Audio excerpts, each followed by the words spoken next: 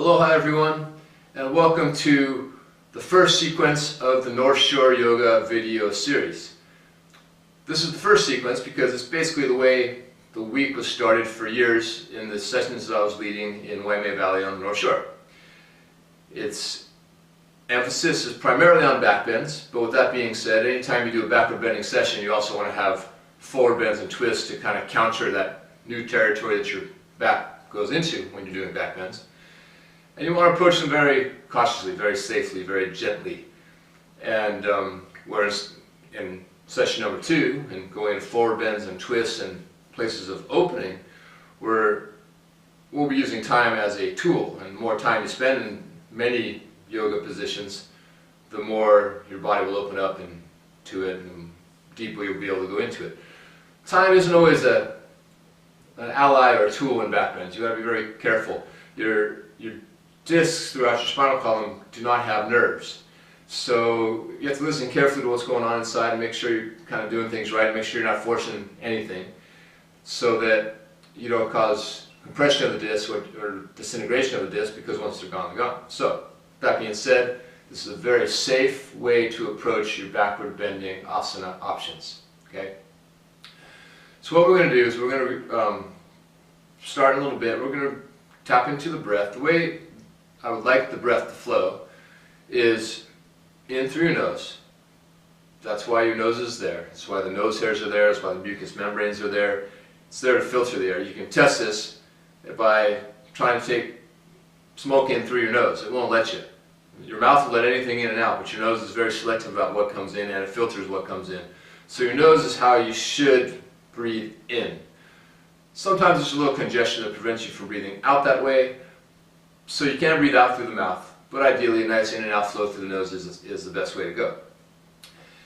And then even though the air comes in here first, I like it to land down here in the lower respiratory system. You can kind of actively let the diaphragm go out, and then watch the diaphragm expand upward and outward, and then upward a little bit into the lower section of the rib cage. And then as the breath rises up, there'll be expansion of the rib cage, a lift of the chest. And then the exhalation ideally flows the other way, with the release of the upper lungs, then the mid lungs, then the lower lungs. So there's an upward flow, lift, a pranic rise, a space creating, safety creating lift to your inhalation. And there's a downward aponic, releasing, surrendering quality to your exhalation. And in my sequencing, I really use those two. Use the inhalations to get you to certain places, use the exhalation to help you develop certain options. They're both going to be there at all times. You can't have an out-breath without an in-breath. So, you're using both sides. But for back bends, I like to use the upward rising inhalation to create safety and lift and integrity within each asana. And then subsequently in forward bends, I like to use the release of the exhalation to allow you to surrender deeper into them. So let's start the back of our space. This session has a little bit of flow to it. It's mostly down on the mat. And we'll throw in a couple planks. We'll throw in some locusts, some pigeons. Maybe we'll get to camel. We'll just kind of see where it flows. But where it starts, sitting comfortably at the back of your mat. Any way you can sit, where you can situate your respiratory apparatus so that it's easier to breathe. And then just spend a little time finding a nice comfortable flow to your breath. An in-breath and out-breath that match each other in consistency, flow, and duration. And a little bit of a pause at the top and bottom of each. This shouldn't be a point of strain or a point of something that you're fighting. Just a comfortable retention at the top of your inhalation, a comfortable retention at the end of your exhalation. This should also match each other. And then by incrementally, gently lengthening all 4 parts of the breath, you're creating a more refined tool to use to develop each asana, and just kind of regulating the flow of the air and giving your body all the benefits that come along with that. It's also just a great way to calm the mind. This whole process is about the symbiotic relationship between the position you're in and the breath is flowing through it. Just bringing our focus down to those two things. We start the day with so many different things going through it. We live all day with so many different things passing through our minds at all times. Now let's just take it down to breath, movement, asana, and pranayama, those two things. So sit on something if you need to, sit with your legs straight out if you need to, sit cross-legged if your knees are okay with it.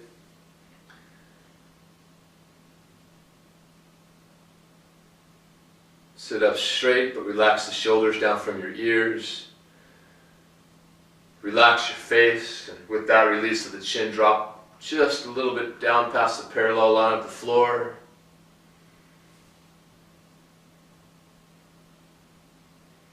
And just spend a little time bringing your focus to the breath. Recognizing and inviting that lift, that life, that prana, that mana that you get with each inhalation. Recognizing the release, the elimination and surrendering quality that your exhalation gives you, the apana side.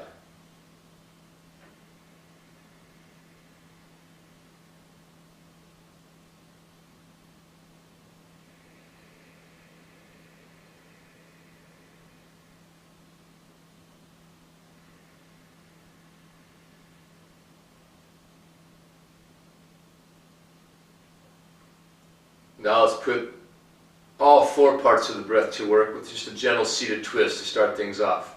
Bring your left hand over to your right knee. Take your right hand behind you with your fingers facing back and your right hand placed in a way that makes you feel balanced through the placement of your sitting bones and makes you feel long and light from your sitting bones to the top of your head. And then let an in-breath come in and make that upward rising journey that it makes. And let's kind of just stretch things out and create a little bit of space. And with your exhalation, just gently rotate to the right into the space that your inhalation gave you. Nothing to force, just a way to explore directly the breath at work within the development of the twist. Try to keep that left sitting bone pressed down to the floor so you're not leaning way to the right. Keep your jaw relaxed so you have a softer and more relaxed environment through your neck. And keep your eyes open and try to look as far past your right shoulder as you can, because where you're looking, that's where your body's going to try to go. Deepen your twist to the right with an exhalation. Key thing here is to wait for the upward rising inhalation to lift you back to center. And then set up going the other way. Bring your right hand over to your left knee, take your left hand behind you, sit up straight, get some space out of an inhalation, and gently twist to the left with your next few exhalations. Now the right sitting bone staying pressed to the floor.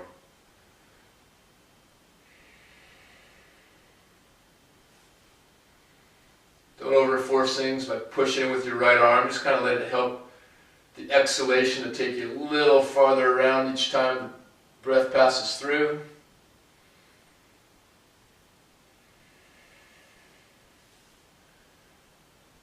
And then deepen your twist to the left with an exhalation, and always come out of your twist with inhalations. That upward rising journey that the inhalation makes it just much safer to come back to center. Now with your next few inhalations, just lift your face straight up towards the ceiling. I like to do this at the beginning of a beginning backward bending session, just to kind of show where the emphasis should be. So if someone would have walked by you right now, they'd think you're trying to drop your head back towards the space between your shoulder blades, but that's not your focus. Your focus is in opening the space between your chest and your chin. And by doing that, you're creating a much safer environment where your neck comes together in the middle of this little back bend we're in. And this is the way I like to approach all back bends. Not trying to shorten the short part, but trying to lengthen the long part. And your back will be just much safer if you approach it that way. Add some space with an inhalation, and then just let the chin drop back down to neutral and come back to where we started. Now you've been sitting long enough, so we're going to get into a little bit of movement. We're going to do some, what I was taught as our cat rolls or cat-cow transitions. So just, bring one hand behind you so you can press your butt up away from the floor, and then come forward, and you're going to basically be on all fours. First things first, stretch out your hands. Anytime you're in this position with your hands. You want the hands to be spread out. You want the opportunity to distribute the weight throughout the entire hand as much as possible away from the base of the palm, so you're not creating carpal tunnel type repetitive stress issues. So spread your hands out, stretch your fingers out. Place the base of your palms right beneath your shoulders. Place your knees down below your waist, not too far out, not too far in, just basically the outside lines of the knees, just a little bit outside the lines of the hips. And you can do this with the toes tucked under, but I suggest releasing your toes back and pressing the tops of your feet down to the floor, because that draws a little bit of the weight away from your knees, down your shins, and makes it more comfortable for your knees. Now we'll go into the back bend first. Press your butt back, and then with that now forward rising inhalation, let the rib cage glide forward, let the chest glide forward, and let your gaze glide forward. Just look out in front. For this one, we're not looking up. There'll be some back bends to come, we'll be looking up, but the flow of the spinal column doesn't really lend to that here. So put space between your belly button and your chest. Stay here for a few breaths. Make sure the hands are spread out. Press the base of your index finger down to the floor. And with each inhalation, that space between your belly button and your chest. And then with your next exhalation, or two, maybe even three, tuck your tailbone, and from the bottom up, sequentially round your back. The last possible thing you're going to do is tuck your chin. Instead of just letting the head hang down, actively tuck the chin in and up towards the dimple of your throat. Hang out here for a few breaths. So now you're technically in a forward bend. Lengthen the long part of the pose. And then press your sitting bones back and wait for your next inhalation or two to bring you back to the back bend as you sequentially unwind from the tuck back to the cat lift. And now just go back and forth between these a few times. In both directions, you want the tailbone to be the first thing to move, and you want the head to be the last. It's just a great little spinal roll that creates a fluidity of movement, caresses the nervous system that is housed within your spinal column.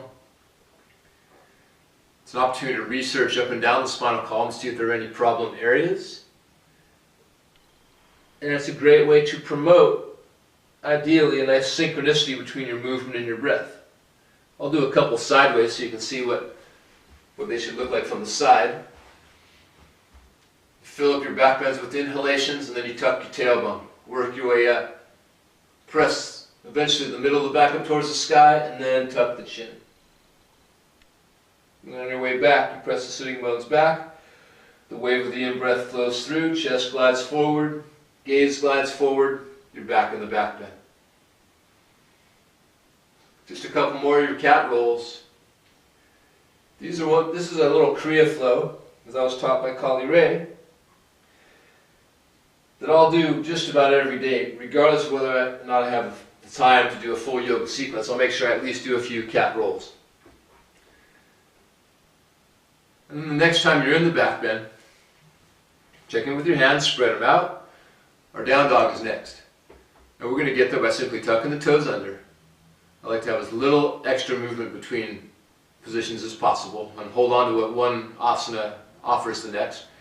Keep the space from your belly button to your chest, and as you're inhaling the next time, lift your butt up, and then relax the back to a flat back position. Let the shoulders soften up away from the floor, up away from your ears, and then let your upper body just kind of soften towards the space between your arms, where you get a nice little opening through chest and shoulders. And then engage your quadriceps, so you can press the tips of your femurs up and back. And with that engagement of the quadriceps, you'll be promoting a softer environment to the backs of your legs, so you can draw your heels farther back and down. Give Adho Mukha Svanasana a few breaths. Give your down dog a few breaths.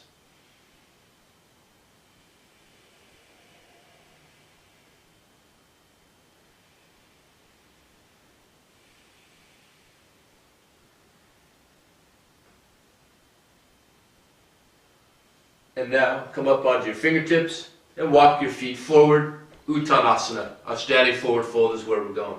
Fingers line up with your toes, neutralize your knees. I'll turn sideways again so you can see. Notice my legs aren't straight or locked. The knees are neutralized so that I maintain balance through my feet.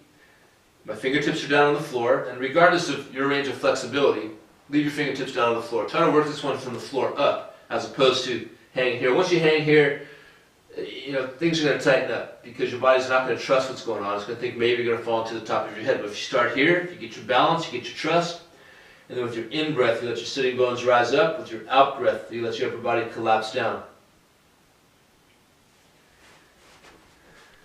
Give Uttanasana a couple more breaths to develop. And then with your next inhalation, step your right foot as far back as you can. Watch it land, watch it slide back. And then lightly drop your right knee down. And then let your gaze just sweep by that left shin. And ideally, you step your right foot far enough back so you have a nice straight vertical line up your left shin. Very important, this vertical line, because that keeps the knee safe. Once the knee goes past the line of the ankle, it can be at risk. So keep the shin vertical off the floor. Release your right toes back. Cushion that right knee if you need to, depending on what surface you're on. And look for this little lunge to give you just a nice little stretch through your right quadriceps, a little initial opening through your left hip, and the rare opportunity for your tailbone to just kind of hang free. And hang out here for a few exhalations. And see that the exhalation is when you can really drop deeper into it. And this is here to give you that initial lengthening through your right quadriceps so that the back bends that we're going to go to will be more efficient and safer. Throw another in-breath in there. Let your center drop a little bit farther down with your exhalation. And now we're going to our plank. Bring your hands down, spread them out. Tuck your right toes under. Press your right heel back so your right knee is off the floor. And then step your left foot back to join it. Press your ankles together. Press the insides of your knees together. Press your heels back and drop your pelvis down so you can engage and activate your glutes. Then once again, make sure the hands are spread out. Shoot your gaze right down between your index fingers. And spend a few inhalations here. Not that the exhalations aren't there as well, but it's the inhalations that give you the life, the prana, to make your chaturanga dandasana or your plank pose just a little more sustainable. Feel those intercostals at work. Feel, of course, the legs and the glutes at work, the arms, the shoulders. What I really like about Hai Cha is it's the way it just kind of awakens all the muscles that will protect your back throughout the day. And so they've been activated once already, so later on when you ask them to do something, they won't be caught off guard. They've already been activated. You can stay here for a couple more breaths if you want. When it is time to come out, the safest and most gentle way to come out is just to drop your knees down, and then drop your chest down, and then straighten your legs. And then let your arms come beside you. Tuck your chin so your forehead comes down to the floor. And now we're going to go into a little locust sequence. Now locust is one of my favorite poses. Basically, it's going to guarantee strengthening your glutes. It's a nice opening, nice back bend. But what I really like about it is the opportunity for pelvic neutralization. So, you know, we all do something one-sided. You know, we surf with one foot forward. You know, 90% of the time when you go to step off a curb or go up a set of stairs, you're going to go with the same leg every time. So there's going to, you know, often be a tilt because one muscle being used more than the other in through the pelvis. And so what positions like Locust and both that we'll get to do is they give the opportunity to neutralize the positioning of the pelvis, which gives the lower back a better cradle of support, which gives the rest of the back a better alignment. So, to get to Locust, you want to become long and light first. So reach your toes back, reach the top of your head forward, reach your arms back. And when you feel you're as long and light as you can be, wait for an in-breath, extend the legs back, not just through the toes, but from the tips of the femurs reaching back, to promote that pelvic neutralization. Let your face, your shoulders, and your chest come forward and upward away from the floor. For Locust or Savasana, let your gaze shoot a little bit forward. What you do with your hands is up to you. You can turn them in, you can turn them out, you know, turn them up. But just keep reaching the legs back, keep lifting the rib cage and chest forward, keep breathing.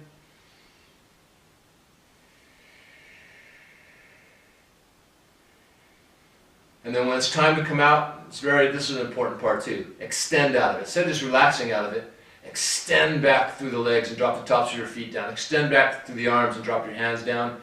And then, now we're going to take a break. Drop the tips of your shoulders down. Turn your head to the left. Drop your right ear down. And just melt into this gentle twist. Let all those muscles that kind of automatically activated in Locust, let them relax now. Just enjoy a nice gentle twist through the neck. Remember this one, if you ever get a stiff neck from sleeping with too many pillows or whatnot, just melt into it with each exhalation. And then with one of your next inhalations, bring the face back, tuck the chin a little bit when you get there.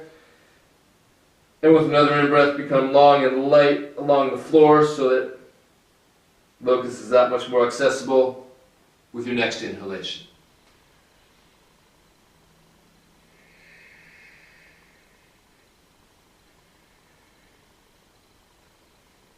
Try to reach the legs a little bit farther back and up. Try to lift the chest a little bit farther forward and up. I feel like Locust is a little safer than backbends like Pigeon and Cobra because you can reach back there, you can feel the muscles are automatically activated. The glutes are activated, the muscles of the lower back are contributing, and they're contributing to a much safer environment in that section of the back where things are coming together. And remember to extend out of it, drop the tops of your feet down, drop your hands down, and now we'll drop our shoulders down and turn our head the other way. Gently resting the left ear down to the floor, telling the arms and legs and glutes that it's okay to relax and melting into the twist on this side.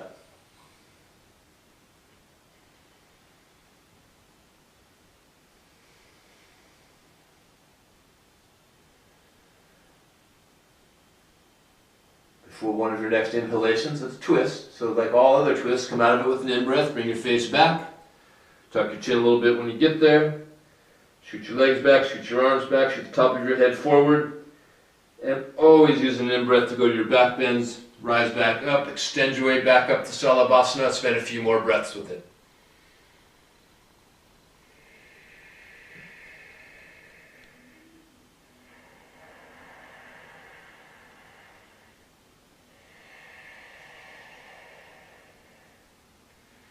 Then with an exhalation, bend your knees, let the tops of your legs rest to the floor. Now this right side's been stretched out a little bit in that lunge. Left side hasn't yet. So I'm going to suggest grabbing the top of the left foot first. And then reach back and grab the top of the right. And then drop your forehead down, swivel the base of your palms to the right, the base of your toes, and cautiously apply pressure to the feet. Being cautious here mainly because you want to protect your knees.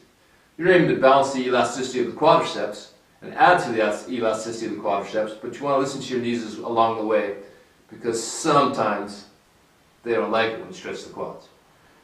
While you're doing that, work your elbows towards each other to promote a nice opening through your chest, nice opening through your shoulders.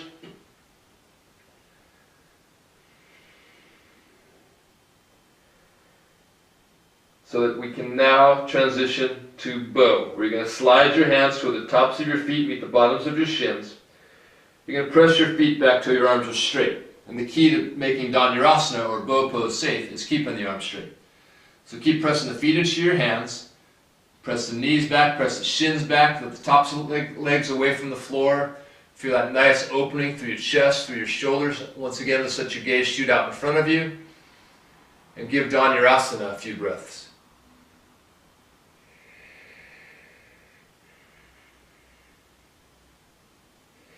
Before bringing the insides of your legs together. Shooting the toes back. And then put as much space from your toes to your chest as you can. And this is what I was taught and what I call Cobra 1. It's safe. The arms are not involved at all. Again, you can feel your glutes are contributing, the muscles of the lower back are working. And what Cobra 1 does is it reveals the slope that your spinal column is comfortable with. So when it comes to going to full Cobra, and this is one of the biggest precautions I'll ask you to make in this sequencing, don't just press with your arms. Place your fingertips down beneath your shoulders, reach back through your legs, grab your mat with your fingertips and pull forward and up. Remember, you want to lengthen the front.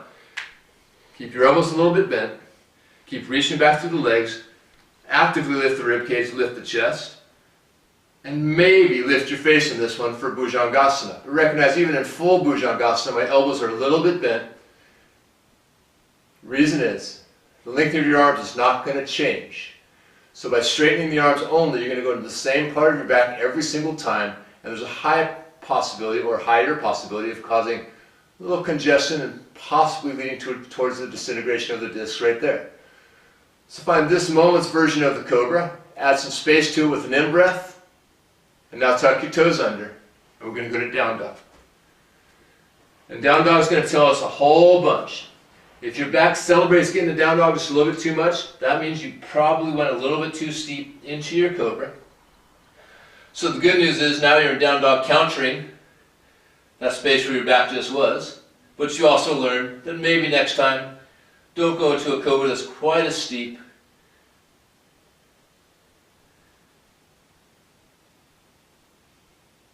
And now we're going to again come up onto the fingertips if you need to, just to make it a little bit easier. We're going to walk the feet forward. We're going to line the fingers up with the toes, and we're going to go back into our standing forward fold. Just to neutralize, just to let Uttanasana develop, and to counter the back bends we just went through.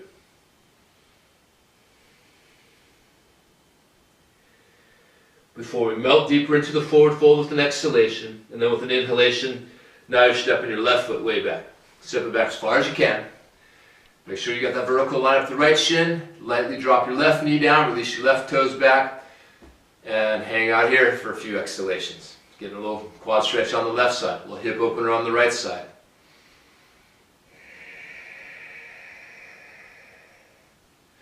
Relax your face to set the tone. Take nice, long, smooth inhalations and then melt deeper into it with the release of your exhalation. Think about your tailbone. It never gets a chance to hang free. We're always sitting on it, always neglecting it. This is a chance for your coccyx to just kind of hang there and release some of the tension that might be in there.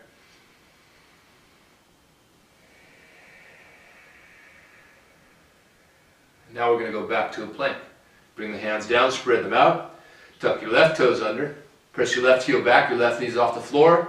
Step your right foot back to join it. One of the tricks I like to do is imagine I'm holding a piece of paper between my ankles and my knees, and maybe even a piece of paper between my heels and an imaginary wall behind me. That ensures that the legs are working, gives you more time to develop the stamina that Chaturanga Dandasana gives you, the strength, the calcium development, all kinds of great stuff going on in your planks.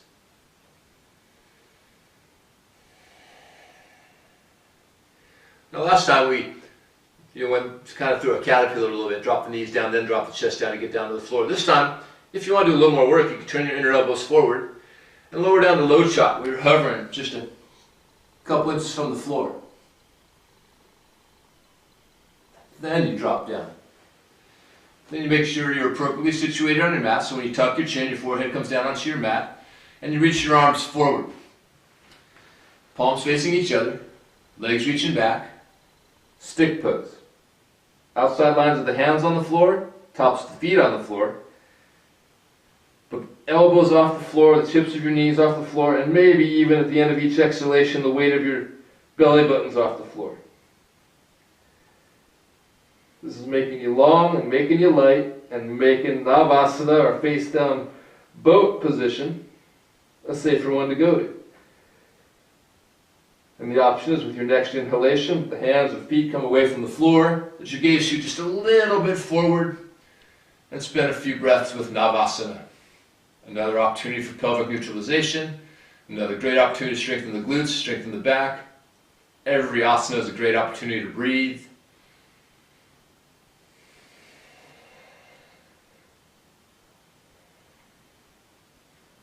And then extend out. Hands find the floor, feet find the floor, then the elbows drop down, knees drop down, chin tucks. And we're going to transition to Makarasana. Interlace your fingers. Take your hands behind your back, with the tips of your elbows find the front corners of your mat. And clasp the fingers tightly so that the hands don't slide away from each other. And then shoot your elbows out, let your hands come just a little bit away from the back of the head, reach your legs back, the top of your head forward, and inhale your way to Makarasana. Many of the same benefits of the previous two backbending options.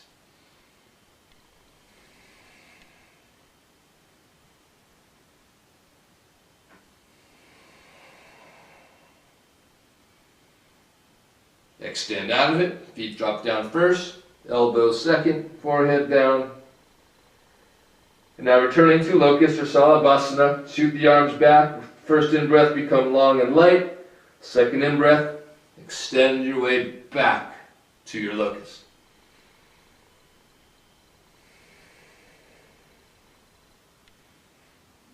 And then bend your knees, give your legs a second to relax. Reach back, grab the top of each foot, swivel your palms to the right at the base of your toes, drop your forehead down. This is Backhanding. I think they call this one frog position as well. Cautious pressure to the feet, nice little stretch to the quads, elbows towards each other to give you a nice little opening through chest and shoulders. And the best segue to Dhanurasana, where the hands slide toward the tops of your feet, meet the bottoms of your shins, feet press back, knees press back. Inhale your way to your bow.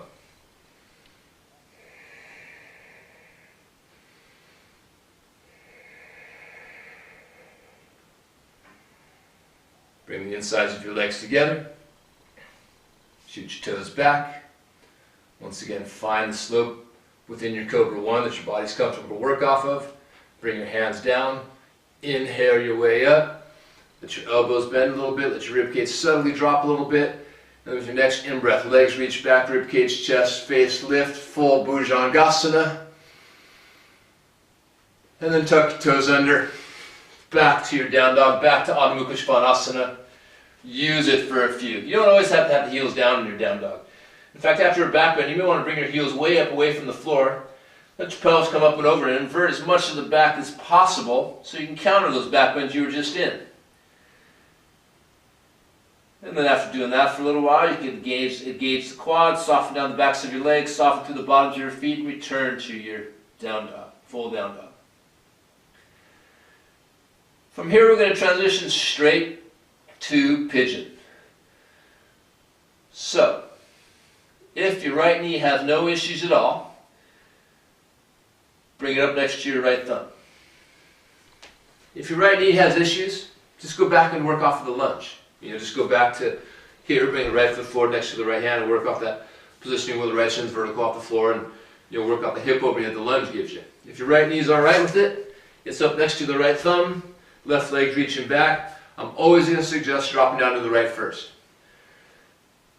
Key reason for that is this space right here is often bigger than this space right here. And if you just drop down, you're asking your knee basically to take that whole thing. It may not want to. Some days it might, some days it might not, but why even bother checking? You can drop down to the right. Then you kind of simultaneously reaching the left leg back. This is again kind of where that pelvic neutralization comes into play, because you're not just reaching the toes back, but the entire left leg reaching back from the tip of the femur back.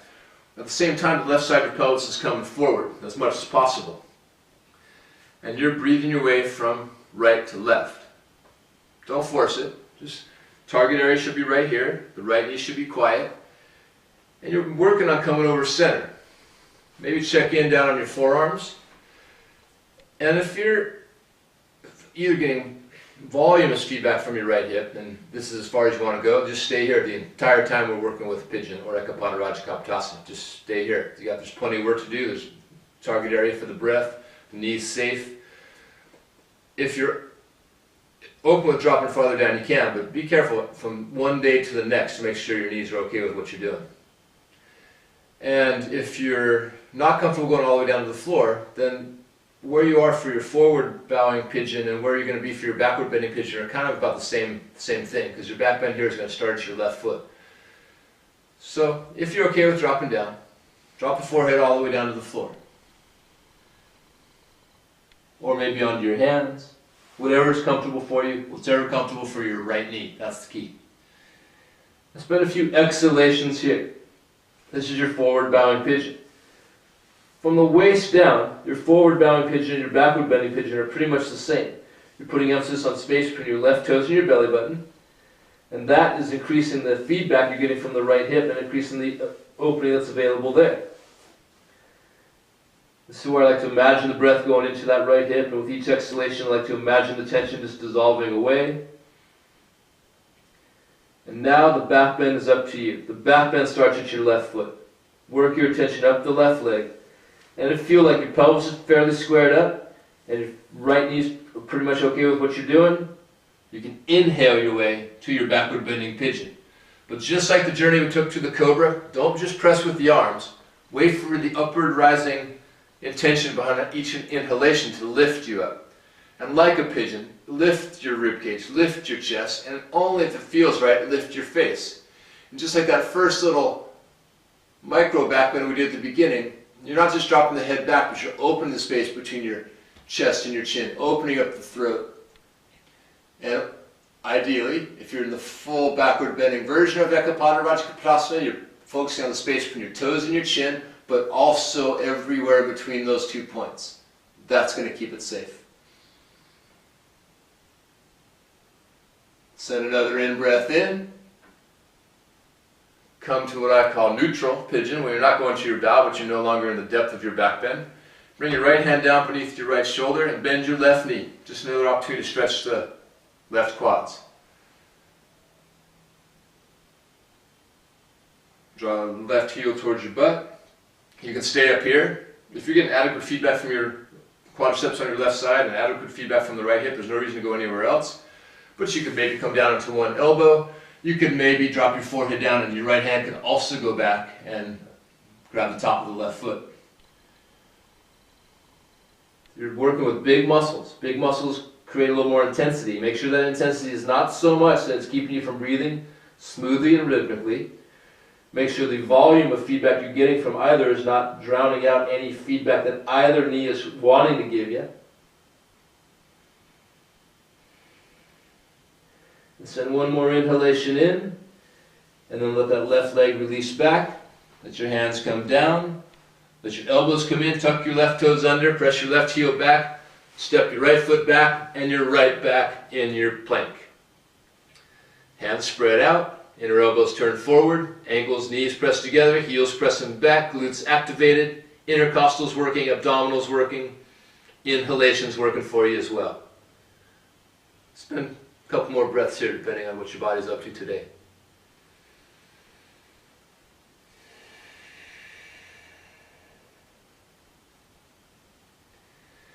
The option this time is to go to up dog. Now up dog, unlike pigeon and cobra, the arms will be straight because your legs will be off the floor.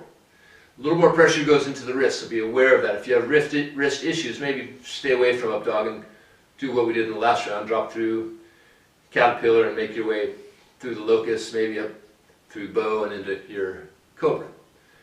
Or, what I like to do, I'll do this 2 different ways. This time around, you can bend the elbows just a little bit. And then come forward till the tops of your feet are on the floor. And then knees stay off the floor, rib cage, chest, and face lift, and you're in your up dog. Up dog is, I feel, safer than the cobra. Much more pressure going into the wrists, but much safer for the back because of the activation of the legs, the glutes, and the muscles of the lower back. Add some space to your up dog with an in-breath. Counter what was going on in the back, and counter what was going on in the wrists by going back to your down dog. Because the opening you have in your down dog should be away from the wrists and more up in your chest and shoulders. With each inhalation, imagine space being created from the base of your palms all the way up to your sitting bones. And with each exhalation, just allow for a softening down the backs of your legs, down towards your heels. And now we're going to go to pigeon on the other side. If your left knee is okay with it, bring it up next to your left thumb. If it's not, go work off of the lunge. Slide your right leg back, drop your right knee down, release your right toes back, and remember, drop down to the left. You might be way over here and already getting too much feedback. Bonus, that means you found a position that lets you target that feedback and breathe it away. Don't ever be frustrated if you can't do something, as long as it's an appropriate type of feedback. You don't want pain.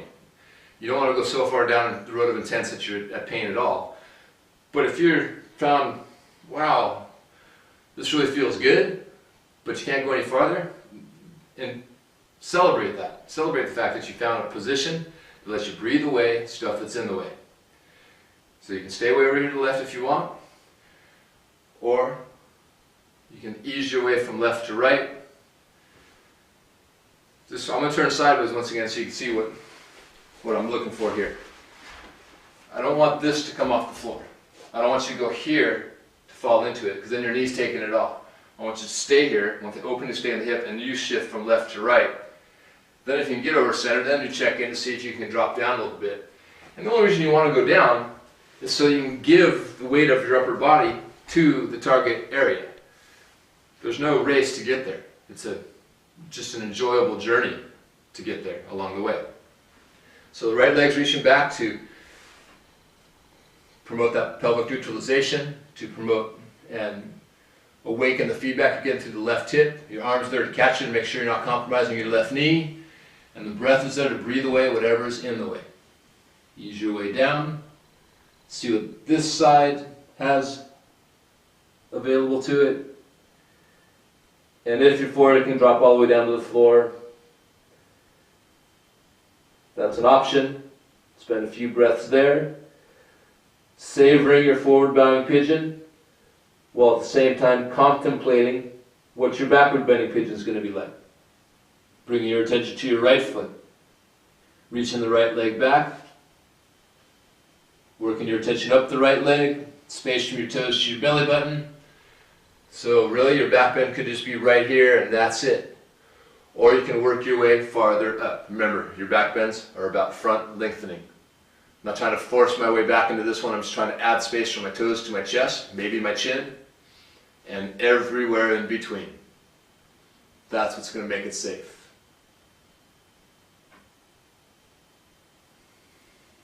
If you're in the full version of Ekapada Rajakapotasana, just bring your shoulders, you can push your shoulder blades towards each other. That adds to the opening of the chest, adds to the opening of the heart that you get in this one.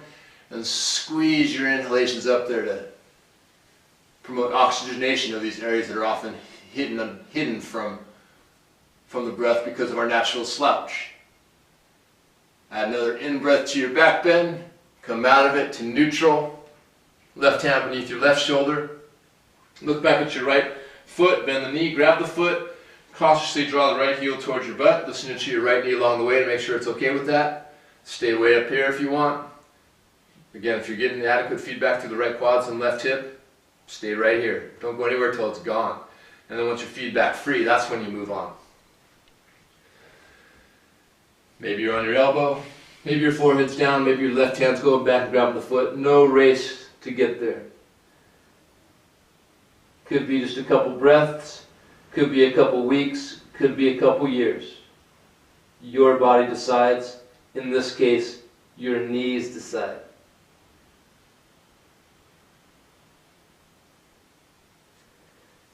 And now you're going to release the right leg back, bring your hands down, bring your elbows in, tuck your right toes under, press your right heel back, and straighten the arms. And when they're just about all the way straight, step your left foot back. Find your plank, spend a few more breaths with it.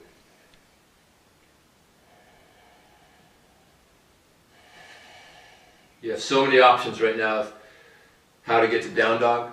You can go straight to down dog if you want. You can drop through that knees, chest, chin down, caterpillar, and inhale your way very cautiously through the cobras. You can bend the elbows just a little bit and then inhale your way to up dog. Or you can bend your elbows a bunch and drop down to that low chop position. Then reach your toes back and inhale your way up. Space from toes to chin. Add to that with an inhalation. Roll over the toes. Back in your down dog. Exhalation. Now your down dog has had a chance to evolve. Not only because you spent time with it, but you've done positions that increase your access to this asana. So let your down dog show you what it can do for you now. Simultaneous lengthening and strengthening of the long muscles of the body, the opportunity to invert the back, the counter the back bends that you were just in, the opportunity to stretch the hamstrings, the calf muscles, the bottoms of the feet. Before you once again walk the feet forward, walk the toes up between your fingertips, Line your fingers up with your toes and use Uttanasana for a few exhalations.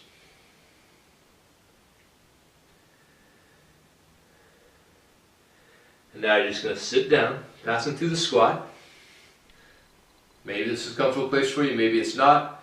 You can hang out here for a couple breaths. It's a great way to kind of strengthen and stretch the muscles of through the feet, to the base of the ankles.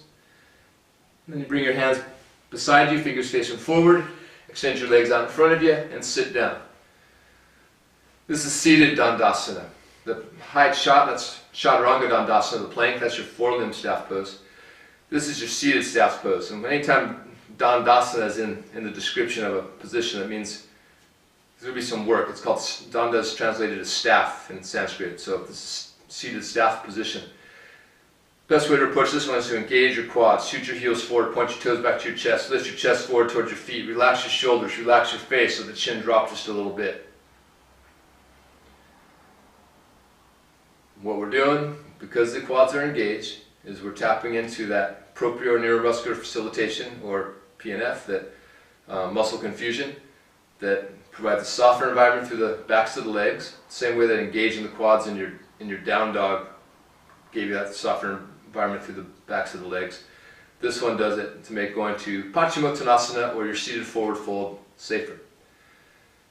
So with an in-breath, swing your arms out, up, look up.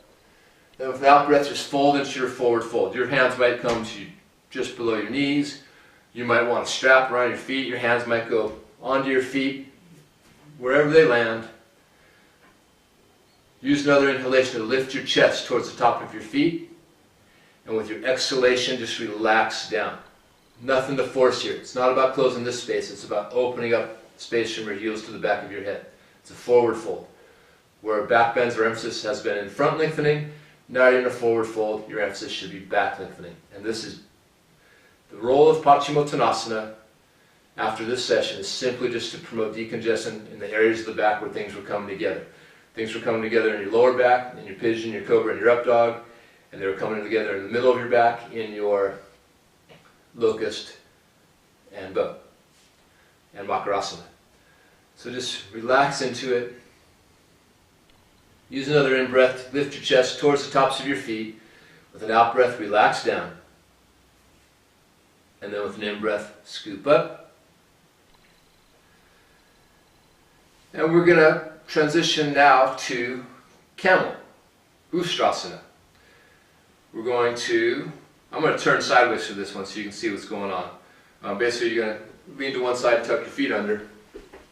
And you are going to stay where you are, and I'm just turning sideways so you can see what the intention here is.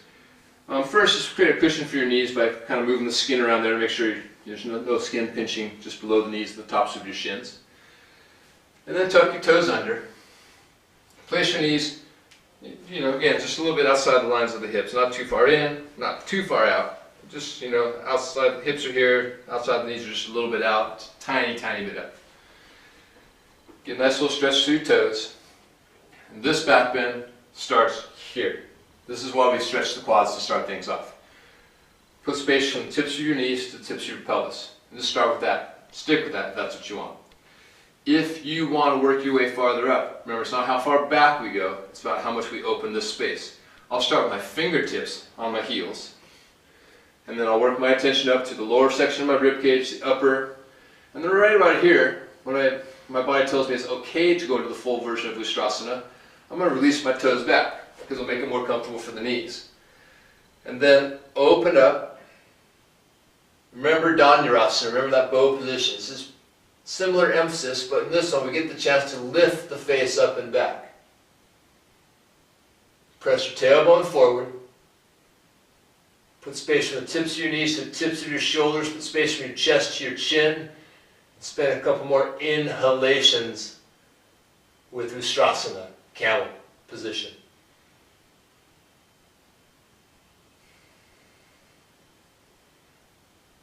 And when it's time to come out, best way to come out is to bring one arm up, lift your head up, just gently sit down. Bring your hands next to your knees. and let your upper body just round over the legs. Maybe you cross your forearms and rest your forehead on the top one. Maybe you drop your forehead all the way down and let your fingers relax next to your toes. Just a nice gentle version of child's pose to counter where you just were in your camel.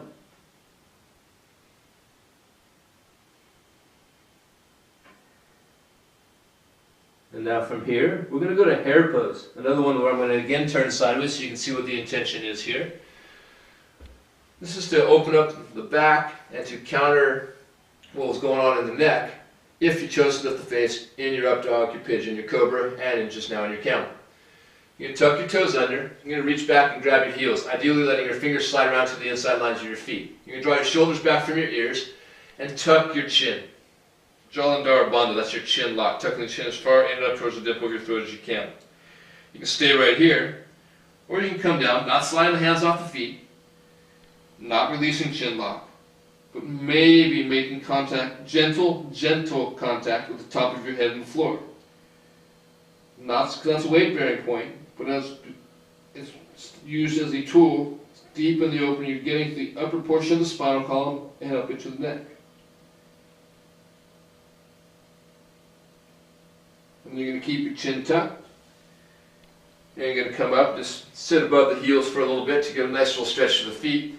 Because the feet could have cramped up a little bit, leading back through the toes in your pigeon, your cobra, and your up dog.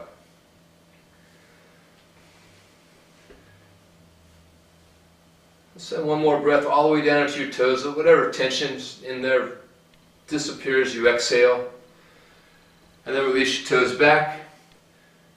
And we're going to go back to Dandasana. You get there by taking your butt off to one side, straightening your legs. Lift the chest, relax your shoulders, engage your quads. Settle into Dandasana with an exhalation. Set up, go into Paschimottanasana with the inhalation, swinging your arms up, look up, and fall right back into your seated forward fold. Give it a couple more exhalations.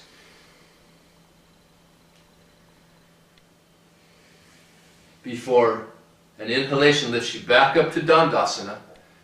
Give into your exhalation and collapse. Make your way down onto your back. I'm going to turn sideways again. You keep doing what you're doing. Just go down onto your back gently. You might want to come down onto your elbows first. Maybe drop your shoulders down, then your head down. Because since we've done bow and camel, we might as well throw in bridge, because it falls into the same family as those two options. So you're going to bend your knees. Now the outside lines of the feet are just about hip width distance apart. Notice I didn't walk my heels as close to my butt as possible. There's nice space from my heels to my sitting bones. Arms down alongside of you. And then to get to bridge, first just tilt your pelvic plate upward, and then press your knees forward, and let the back sequentially rise away from the floor. Just like your camel, just like your bow, space from the tips of your knees to the tips of your shoulders, and make sure the legs keep working here. The benefit is reversal of blood flow going down into your neck and promoting calcium development and stimulating your thyroid, parathyroid. They're responsible for calcium distribution, and regulation. But the risk is too much weight going into your neck. So that's why you just imagine that your shins are at a wall and keep pressing them against that imaginary wall. Nice little stretch for the quads. I like to see pelvic neutralization from this side. Glutes involved. Add space to your bridge or Setu Bandha Sarvangasana with an inhalation, then with an exhalation drop your back sequentially down. Pause for an in-breath once you are down. And then counter your bridge by going into a tuck. Or like your hare pose, you're going to tuck your chin. Drop your shoulders down from your ears. As long as your back's okay with it, curl into a ball. If you're on a hard surface, you may not want, you can break it down into two parts and leave the small of the back down, lift the head, tuck the chin. And then you can drop the head down and draw the knees up. If you're on a soft surface, you can go into the full tuck. And let's go back up into bridge. Feet come down, hands come down, shoulders, head drop down. And just like all other back bends, your focus is front lengthening, and inhalation takes you there. Next inhalation, open up to Setu Bandha Sarvangasana.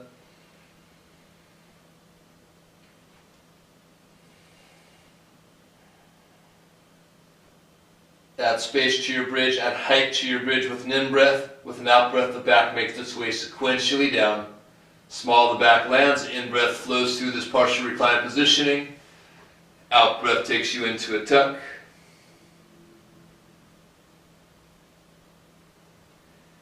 In-breath takes you back to that partial recline, where the option is yours. You can stay right here. You can go back up and continue to work with your bridge. Or if your body's just calling for it and you know you can do it, wheel is an option. Chakrasana is one name for it, also referred to as Urdhva Dhanurasana, your upward facing bow. But you want to make sure your wrists are okay with it. So if your wrist isn't like up dog, don't do wheel. You want to make sure that your knees are okay with it, your ankles okay with it. Basically, wheel's fairly challenging asana, but some bodies can do it easily if they've been doing it their whole lives. So in this third round, the option is to go back into bridge, safely go there, spend time there, or the option is to flip your hands over, fingertips right beneath your shoulders, elbows in, and to get to wheel, I like to imagine one of those tents that rolls up into a circle, it's in a bag, a little small bag, and then you whip it out and just open it up. So it shouldn't take too much effort to get there, just the life of one inhalation, the straightening the arms to get there. And so let's see how that goes. When you're inhaling the next time, reach the knees forward, open up, boom. Now, where it shouldn't have taken too much strength through the arms to get you there, it definitely should take strength through the arms to gently get you out. So stay here as long as your body is comfortable, and when it's time to come out, bend your elbows, lightly drop the back of your head down, your shoulders down, your back sequentially down, and then once again, counter with a tuck.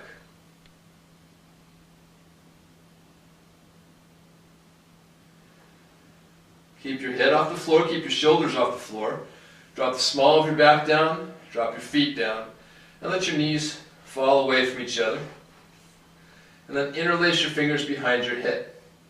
Let the weight of your head fall into your hands. This is to counter any congestion that's snuck up in the neck throughout the sequence.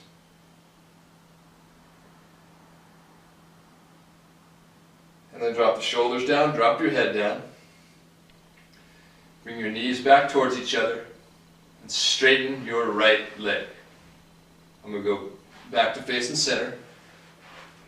Stay where you are. Straighten your right leg and draw your left knee up. Interlace your fingers around your shin, just below your left knee. And spend a few breaths putting space from your right toes to your left knee as you draw the left knee up towards your left shoulder. Left toes are pointed. Right toes are pointed too, because you're trying to get as much space as possible between the toes and the knee. And now keeping the left toes pointed, bring the inside line of your left foot to the inside upper portion of your right leg. Then slide your right hand to the outside of your left knee and extend your left arm straight out from your shoulder. Palm down to the floor, elbow to the floor, shoulder to the floor. Then press your right heel into the floor just a little bit so you can swivel up and over onto the outside of your right leg and the back right side of your rib cage. Keep looking straight towards the ceiling for the safest positioning of your neck. Keep the left shoulder pressed to the floor. Keep your right leg strong and straight and actively engaged. And then set up this very important lying down twist with an inhalation, and with your exhalation, gently coax your left knee over to the right. Yeah. That's why I'm here, that little lower back adjustment that this lying down twist gives you. You might get that,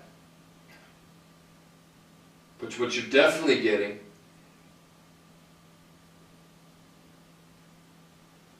is a twist that is countering the gravity-promoted congestion that even with the best of intentions occurred in the lower back when you were in your Cobra, in your backward bending pigeon, and in your up dog. Make sure your right leg stays straight and strong. The right leg should be working the hardest. Ideally keep your left shoulder firmly pressed to your mat or the floor. And like any other twist, set it up with an inhalation. With each exhalation, gently use the right arm to coax your left knee over. And like any other twist, come out of it with an inhalation. Neutralize by going into a tuck, just a full tuck if you can. Neutralizing the spinal column so it's prepared and ready to twist the other way, as well as countering Navasana, Makarasana, and Salabhasana, and the congestion that occurred in the middle of the back in those options. With an inhalation, drop the small of your back, your shoulders, and your head down. Extend your left leg. Get space from your left toes to your right knee for a couple breaths.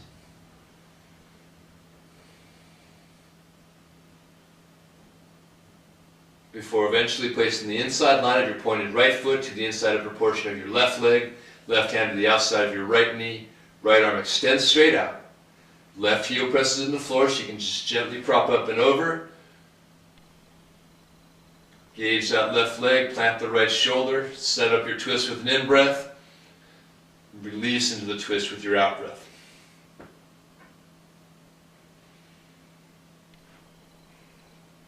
Yeah, this twist right here, this is the one thing that got me back to the mat every day in the early days. Because I could get that lower back adjustment. I came to yoga with a lower back injury that I got surfing. And every time I went to the chiropractor, this is basically the position they put me in. And now through yoga, I'm able to get the same little adjustment and realignment through this twist, as well as using it to counter the back bends of our session. Send one more in-breath in. Gently deepen the twist with your exhalation. Come out of it with an inhalation.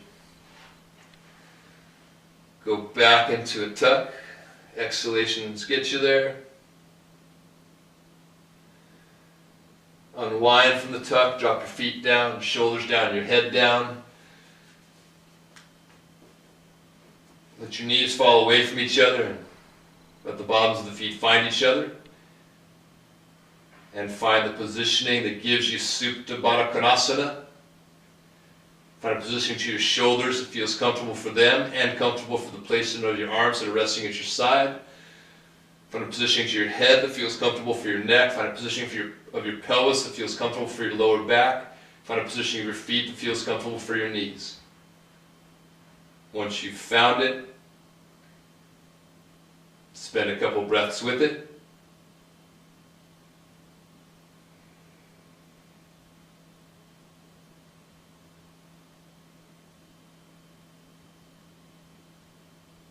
And whenever it feels right, the option is to transition to the last asana of the sequence, Savasana, where you straighten the legs,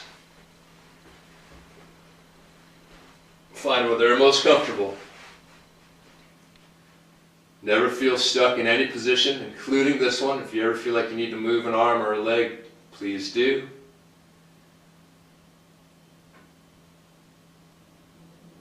Ride the release of your exhalations into your final relaxation. And use this time to realign, to completely relax so that you can redo.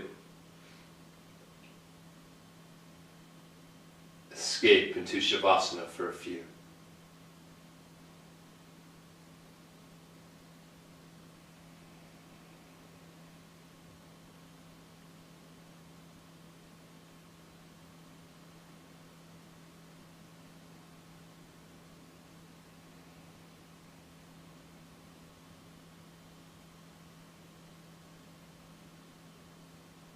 Stay here as long as your body asks you to. But whenever it's time to come out, grab onto the life of your inhalations. Take in a few deep breaths. Let that mana fill you up with energy to the point where you automatically want to start to move. And then think about all the time you spend on your wrists and rotate the wrists in each direction a little bit. While you're there, rotate the ankles a little bit in each direction. And then allow the reawakening of your limbs to lead you to a traction stretch, which is like the stick pose that led us to Navasana, but it's much more of a stretch just along the floor. And then let the release from your traction stretch take you back into another tuck. Deepen your tuck with an exhalation, then shoot your heels forward and come up. Fall right into Paschimottanasana and give it another couple exhalations.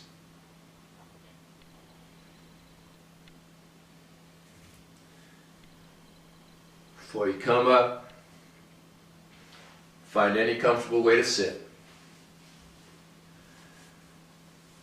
Hoping that you've just been focusing on breath and movement for the duration of this session. Hoping that's promoted a little clarity of thought. From that space of clarity, just contemplate where you're going next.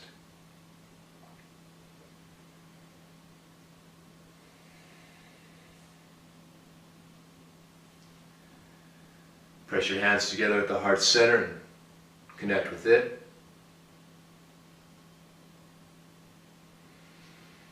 Send one more inhalation through it all. Aloha, namaste, peace, thank you, all that good stuff. See you in the next session.